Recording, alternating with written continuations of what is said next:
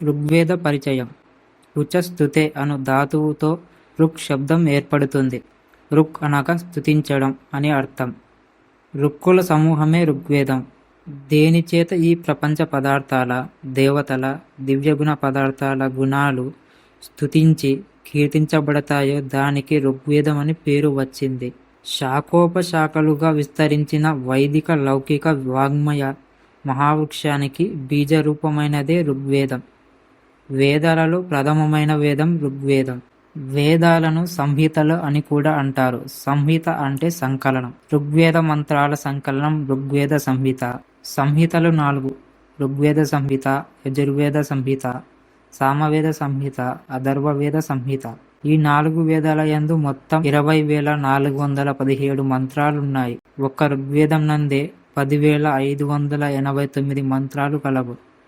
వేద మంత్రాలలో సగభాగం ఋగ్వేద మంత్రాలే. యజుర్వేదం, సామవేదం, అథర్వవేదంలో కూడా ఋగ్వేద మంత్రాలే ఎన్నో కలవు. సామవేదంలో 1800 మంత్రాలు ఋగ్వేదంలోనివే కాగా కేవలం 75 మంత్రాలే సామవేదానివి. అథర్వవేదంలో సుమారు 1200 మంత్రాలు, అలాగే యజుర్వేదంలో కూడా కొన్ని మంత్రాలు ఋగ్వేద మంత్రాలు కలవు. పతంజలి మహర్షిని అనుసరించి ఋగ్వేదానికి 21 శాఖలు కలవు. చరణ వ్యూహం అనుసరించి వీనిలో శాఖల భాష్కల, శాంకయాన, మాండుకేయ, అశ్వాలాయన శాఖల 5 ముఖ్యమైనవి. నేడు మనకు శాఖకు చెందిన ఋగ్వేద సంహిత మాత్రమే లభ్యమగుచున్నది. ఋగ్వేద సంహిత అనగా శాఖల సంహితయే అని గ్రహించాలి. ఋక్ సంహిత 2 విధాలుగా విభజింపబడింది. మండలం, అష్టకం. ఋగ్వేదంలో మొత్తం 10 మండలాలు, 85 అనువాకాలు, 1028 సూక్తాలు, 10,589 మంత్రాలు కలవు. అష్టక గణన ప్రకారం ఋగ్వేదంలో 8 అష్టకాలు,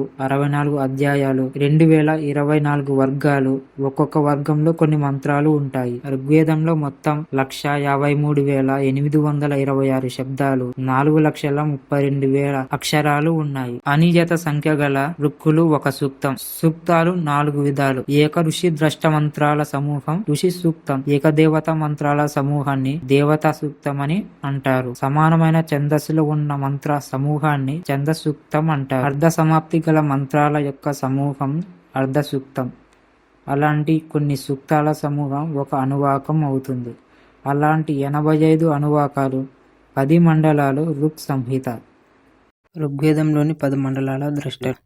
ప్రథమ మండలంలోని మొదటి 10 సూక్తాలకు మధుచందనుడనే ఋషి ద్రష్ట.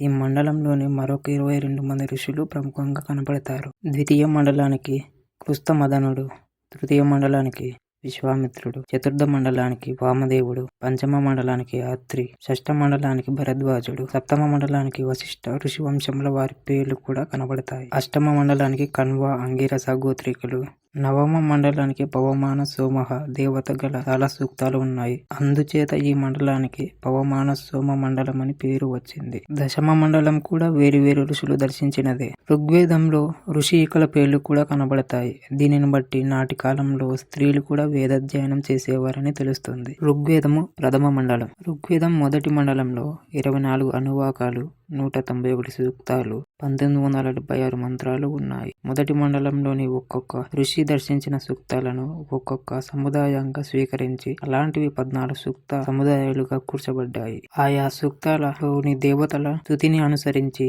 ఈ సూక్త సముదాయాలలో సూక్తాలను అమర్చడం జరిగింది. 11 సూక్తాలు ఉన్న మొదటి సూక్త సముదాయంలో మొదటిది అగ్నిని, రెండవది వాయువును, మూడవది అశ్వినులను, ఇంద్రుని, 4 నుండి 11వ సూక్తం వరకు ఇంద్రుని స్తుతిస్తున్నాయి.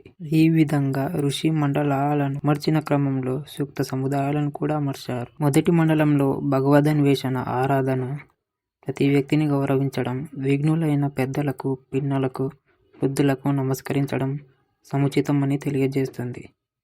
భగవత్ స్వరూపం వాచామ గోచరమని, అణువు నుండి అనంతంగా వ్యాపించిన విరాట్ రూపుని గాంభీర్యం అద్వితీయంగా కీర్తించింది. సర్వేశ్వరుడు సర్వకాలాలలో భూలోకద్యులోకాలలో ఉండే సమస్త ప్రాణులను ఉద్ధరిస్తున్నాడు. తన నుండి సృజించబడిన ఈ లోక రక్షణమే కర్తవ్యంగా భావిస్తున్నాడు. కాలమనే చక్రానికి 12 ఆకులు, 12 నెలలుగా ఉన్నాయి. నిరంతరం తిరుగుతూ ఉండే ఈ చక్రానికి 720 మంది కొడుకులు ఉన్నారు. 360 పగళ్ళు, 360 రాత్రులు. ఈ విధంగా ఆత్మతత్వాన్ని, వేద పవిత్రతను ప్రథమ మండలం తెలియజేస్తుంది. ఋగ్వేదం రెండవ మండలం. రెండవ మండలంలో 4 అనువాకాలు, 43 సూక్తాలు, 429 మంత్రాలున్నవి. ఇందులో సమాజానికి మంచిని ప్రసాదించమని ప్రార్థనలు ఉన్నవి. మాకు మంచి సంపదలనివ్వు, మాకు కర్తవ్య బోధకుడవై, సన్నిహితుడవై, ఐహిక సుఖాలను, ఆముష్మిక సంపదలను ప్రసాదించు. అక్షయ సంపదలతో, చక్కని వాక్కుతో మేము ప్రతిరోజు మంచి రోజుగా భావించేటట్టు చేయి అని వేడుకొనటం ఇందులో ప్రధానాంశం. ఆత్మ సమర్పణంలో పాపం, భయం, ఆపద, నాశం, శత్రువులు, చెడు మిత్రులను తొలగించమని భగవంతుని ప్రార్థించడం కూడా ముఖ్యమైన అంశం. సర్వేశ్వరుడు అన్ని విధాలైన ఉపద్రవాలను పోగొడతాడు.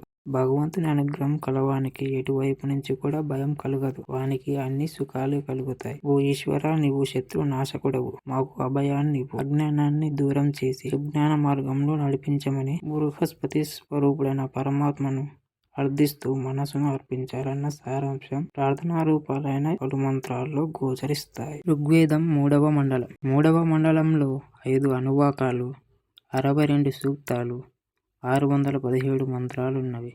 ఇందులో భగవంతుని అగ్ని స్వరూపంగా దర్శించి సర్వరక్షకుడుగా కీర్తించడం ప్రధాన అంశం. సర్వశక్తి స్వరూపుడైన భగవంతుని అన్ని దిక్కులలో ఉన్న క్రూర స్వభావం గల వారిని సమూలంగా నాశనం చేయమని ప్రార్థించడం, మంచి లక్షణం గల శిష్యులందరినీ యథాయోగ్యంగా పరిరక్షించాలని మంత్రాలు ప్రధానంగా 3వ మండలంలో విరాజిల్లుతున్నాయి. ఋగ్వేదం 4వ మండలం. 4వ మండలంలో 5 అనువాకాలు, 58 సూక్తాలు, 589 మంత్రాలున్నవి. ఇది హర్ష విజ్ఞానం అందించే మంత్రాలతో నిండి మహిమాన్వితమైయున్నది. ఈశ్వరుని నిశ్వాస రూపాలైన వేదాలు అమృత గంగల విజ్ఞానంతో నిండి ఈ లోకాన్ని చేరుకున్నాయి. ఈ జ్ఞానవాహిని జవనాశ్వంలా వేగంగా సాగుతూ లోకాన్ని ముంచెత్తుతోంది.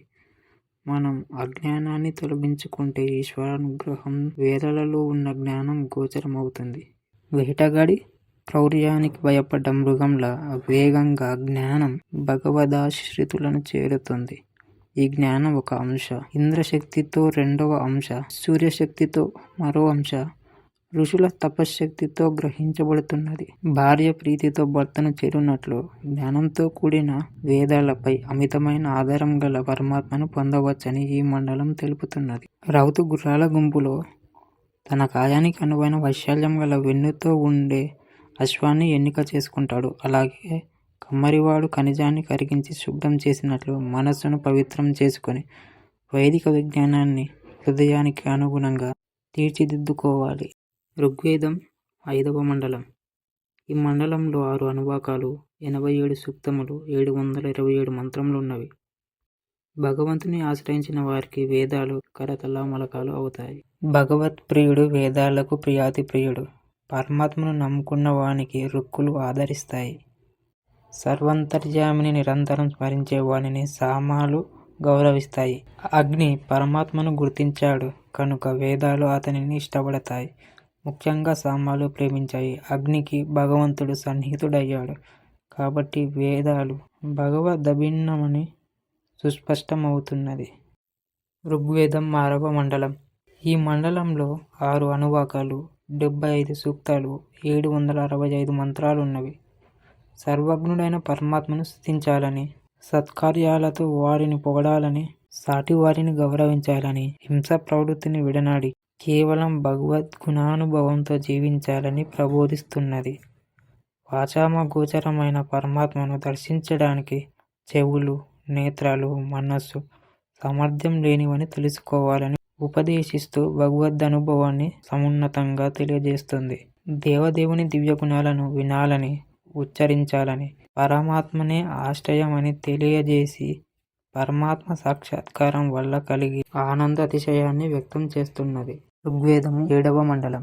7వ మండలంలో 6 అనువాకాలు, 104 సూక్తాలు, 841 మంత్రాలున్నవి. ఓ పరమాత్మ, నీ మహిమా జ్ఞానం కొంతైనా కలిగి నీ స్తుతితో తరించే సామర్థ్యాన్ని కలిగించమని కోరుకోవడం ఇందులో ముఖ్యమైన విషయం. లౌకికమైన రుణాది బాధలను తీర్చి సంపదలను ప్రసాదించమని విరాట్ స్వరూపుడైన పరమాత్మను ప్రార్థించాలి.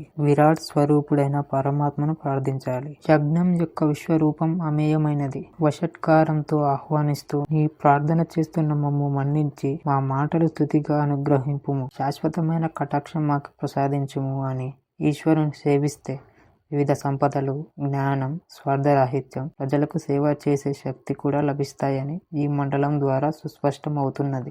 ఋగ్వేదము 8వ మండలము. ఇందులో 10 అనువాకాలు, 1031 సూక్తాలు, 1726 మంత్రములున్నవి. వివేకవంతులు అజ్ఞానానికి, అజ్ఞానాంధకారంలో ఉన్నవారికి దూరంగా ఉండాలన్న సంకల్పం ఈ మండలంలో ప్రధానంగా కనిపించే అంశాలు. భగవంతుని స్వరూపం ప్రపంచమంతా ఆవరించి ఉన్నది. కళ్ళు తెరచి చూస్తే విశ్వంలోని సకల పదార్థాలలో పరమాత్మ ఉన్నాడు. సత్యదర్శనం చేసేవారు ఆ పరమాత్మ స్వరూపాన్ని కీర్తిస్తారు. వారి జ్ఞానానికి మూల కారణం పరమాత్మనే అని ఈ మండలం వివరిస్తుంది. ఋగ్వేదం 9వ మండలం.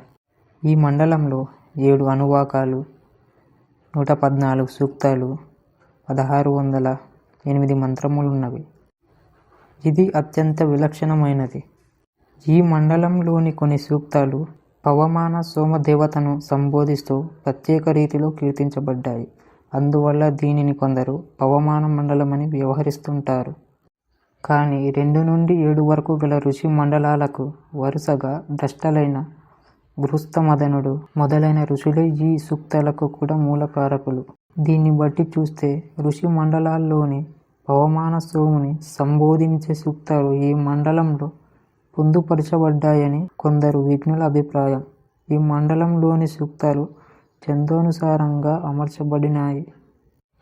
1 నుండి 67 వరకు గాయత్రి, 68 నుండి 97 వరకు త్రిష్టుప్, 98 నుండి 114 వరకు అనేక వృత్తాలతో ఉన్న సూక్తాలను మనం దర్శించవచ్చు. పవిత్ర స్వరూపుడై సమస్త ప్రాణుల ఉత్పత్తికి హేతువై ఈ జగత్తునకు అధిపతిగా ఉన్న పరమాత్మను పవమాన సోముడుగా కీర్తించడం ఈ మండలంలో ప్రత్యేకమైన అంశం. జీవుల శరీరాన్ని, పృథివీని సృజించి ఐహిక, ఆముష్మిక సంపదలనిచ్చి లేగదూడపై గోమాతల వాత్సల్యాన్ని వర్షించే పరమాత్మను వర్ణించింది. తనను ఆశ్రయించే భక్తుల వద్దకు ఎల్లప్పుడూ చంటి బిడ్డ తల్లి ఓడికి వెళ్ళున్నట్లు ప్రేమగా వచ్చే సోముని వాత్సల్యాన్ని కీర్తించడం జరిగింది. ప్రతి పవిత్ర హృదయం పవమాన సోముని చక్కని నిలయంగా ఈ మండలం పరిపూర్ణంగా ప్రబోధించింది. అందువల్ల ఈ మండలాన్ని పవమాన సోమ మండలమని వ్యవహరిస్తున్నారు. ఋగ్వేదము 10వ మండలం. ఈ మండలంలో 12 అనువాకాలు, 191 సూక్తాలు, 1754 మంత్రములున్నవి. విశ్వమానవ సౌహార్ద్రాన్ని, సామాజిక చింతనను విశ్లేషించిన దశమ మండలం ఋగ్వేద మండలాలలోనే శిరోమణి వంటిది. అజ్ఞానమని మంచు పొరను చీల్చుకొని విజ్ఞాన సూర్యకిరణాలు ప్రసరిస్తేనే పరమాత్మను దర్శించడం సాధ్యమవుతుంది. ఈ మండలం జూదం పట్ల ఆసక్తులైన వారి మనసులోని దౌర్బల్యాన్ని సమగ్రంగా ఆవిష్కరించింది. జూదం పట్ల సర్వస్వం కోల్పోయి తల్లికి, ఇల్లాలికి తీరని దుఃఖాన్ని చేకూర్చుతారు. వారు అందువల్ల జూదాన్ని విడనాడి వ్యవసాయాన్ని ఆశ్రయించి శ్రమకు తగినట్లుగా ధాన్యాది రూపమైన సంపదను పొందుమని బోధించింది. మేఘాలు తీయని నీటిని ఇస్తున్నట్లు, తేనెటీగలు మధురను ఇస్తున్నట్లు, పశువులు కమ్మని పాలను ఇస్తున్నట్లు కష్టజీవులు సంపదను కలిగి ఉంటారని చెబుతూ ధర్మ మార్గాన్ని ప్రబోధించింది. స్నేహం, సౌహార్ద్రం వంటి కళ్యాణ భావనలు కలిగి ఉంటే భగవద్ అనుగ్రహం సిద్ధిస్తుందని వివరించింది.